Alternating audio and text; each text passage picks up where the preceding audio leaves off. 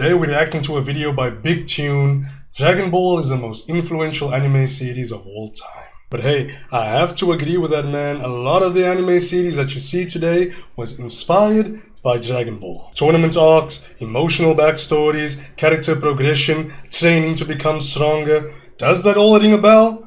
Yeah. Any of your favorite anime series, they probably all have that implemented. So without further ado, I want to get into reacting to this video, man. Really interested in what Big Tune has to say.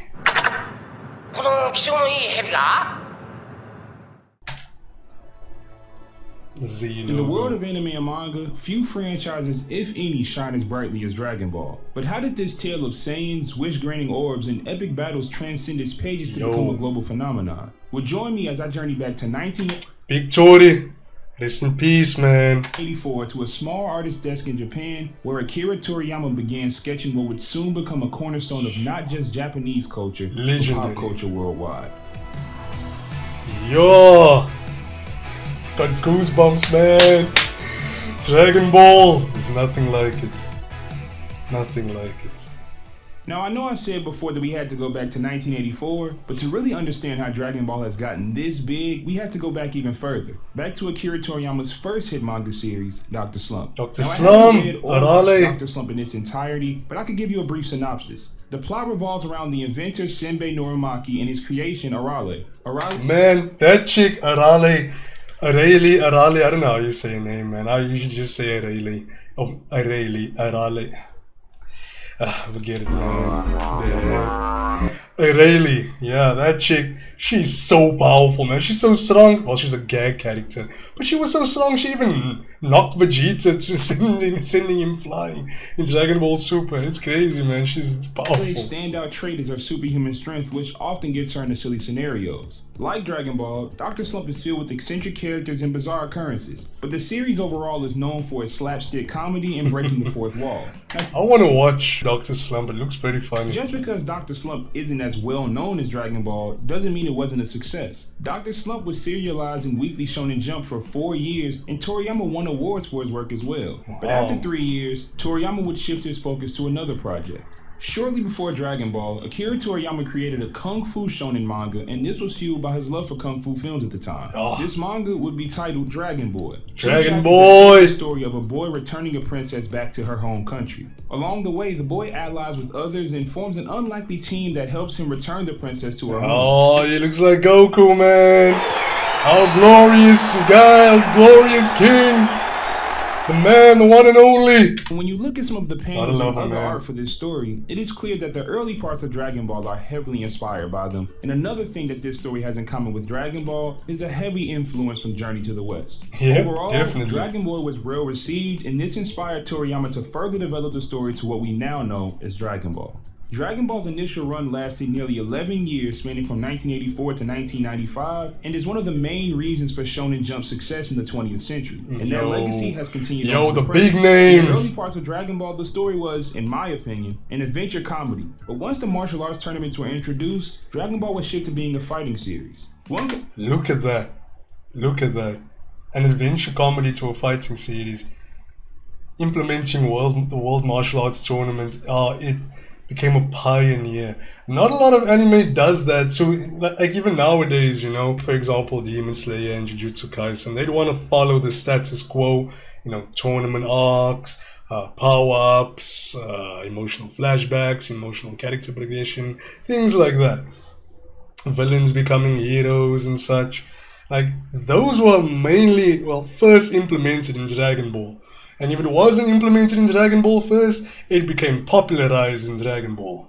So much so, the creator One Piece was inspired, Bleach, Naruto, and so on. I could argue that this shift is responsible for Dragon Ball's explosion. And a lot of anime fans can't stand that. You tell them Dragon Ball is a pioneer, they're like, oh, Dragon Ball sucks. They take about 12 episodes to charge up a spirit bomb and 20 episodes to beat Frieza. Shut the hell up, man. Y'all just a bunch of haters, and you can't stand that y'all anime can't hold a candle to Dragon Ball. That's what's up. Explosion in popularity. But Dragon Ball's popularity is also responsible for so many other stories getting the attention they deserve.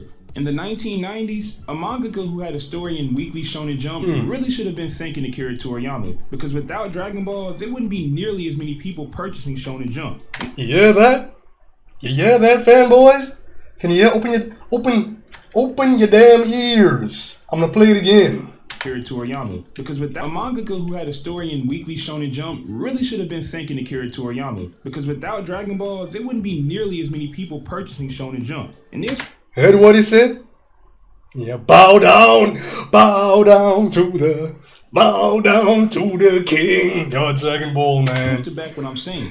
Here I have data for copies of Weekly Shonen Jump purchased every year from 1970 to 2005. And because the company started in 1968, it makes sense for sales. See how them sales go down after Dragon Ball ended, man. You see that? Look at that chart.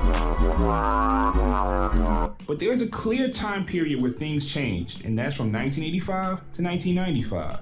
In those 10 years, Shonen Jump experienced their greatest sales numbers, but immediately after 1995, sales dropped dramatically and continued to do so until 2005. I wonder what happened in 1995. Oh, this happened. But even though Shonen Jump sales decreased, there are a few manga series that began soon after 1995 and would eventually reach heights that not even Dragon Ball did. Dragon Ball influenced Bleach in various ways, and one of the most notable influences is the emphasis on intense and high stakes. There's a reason why they say Bleach, One Piece, and Naruto are the big three, because they basically took the formula that Dragon Ball laid out and they personified it, man. They created something that is timeless. Battles. I say that for Shonen, Dragon Ball popularized the concept of prolonged, epic fights with escalating levels of power, which is a trend that Bleach embraced wholeheartedly. The battles in Bleach often features characters who undergo dramatic power-ups and transformations, much like the characters in Dragon Ball. Dragon Ball also had a profound influence on Yu Yu Hakusho, with one of the most apparent influences being the emphasis on martial arts and tournament-style battles. Yu Yu Hakusho is awesome, man. If y'all haven't watched it before, go back and watch it. Dragon Ball popularized the use of grand tournaments as a narrative. Oh, I forgot. Y'all are brain dead and only watch all that modern day anime and stuff. You can't even deal with the old school art style, huh? Oh, my bad. Where characters face off against increasing So y'all anime fanboys piss me off sometimes, man. opponents, and this concept was mirrored in Yu Yu Hakusho with the Dark Tournament Saga, which I believe is the best arc in the series. The intense, fast-paced battles, along with the introduction of diverse and unique fighters, showcase a clear homage to the Dragon Ball series. Dragon Ball inspired the structure of character growth and the theme of surpassing one's limits in Yu Yu Hakusho. But I really can't say that's for Yu Yu Hakusho alone. That's a trend that applies to many of the more popular shonen manga and anime that have been released since the 90s. With Hunter x Hunter, we can talk about how some of what happens in the Chimera Ants arc is a nod to the Cell Saga, with Adult Gon being similar in concept to Super Saiyan 2 Gohan, or how Meruem's design is a homage to Cell. Yep, that's what I said. Horikoshi has stated that he draws inspiration from Dragon Ball when it comes to writing grandiose all-out battles. And then there are some stories that reference Dragon Ball. My Heroes creator even took inspiration from Dragon Ball. It's impressive. Assassination Classroom, Good Luck Girl, and Gintama. But the two reference Dragon Ball like Assassination Classroom, Good Luck Girl, and Gintama. But the two shonen that were heavily influenced by Dragon Ball are One Piece and Naruto. For One Piece, one of the more notable influences that I see is how Luffy is written so similar to Goku. Yep, Luffy's character is very similar to Goku. They both are based off of Sun Wukong, the Monkey King. Because they rely heavily upon their instincts, and that's not to say that Goku and Luffy don't think, but their first course of action isn't often thought about. It is the people around them that often bring reason into. I'm gonna leave it at that. Y'all go check out that Sub Big Tunes video. Dragon Ball is the most influential anime of all time. This is an amazing video. I just wanted to react to a little bit of it because a lot of people, they don't want to give Dragon Ball its flowers and actually give it the credit it deserves in the fact that it inspired so many anime series that came way after it. Even to this day, y'all favorite stuff that you watch like Jujutsu Kaisen and Demon Slayer, they're all inspired by Dragon Ball, but a lot of people can't handle that, that's for sure. But anyway, I just wanted to leave it at that. Wanted to make a short video out of this one. Like, share, and subscribe to Big Tune as well, and go check out his content as well. Until next time, peace.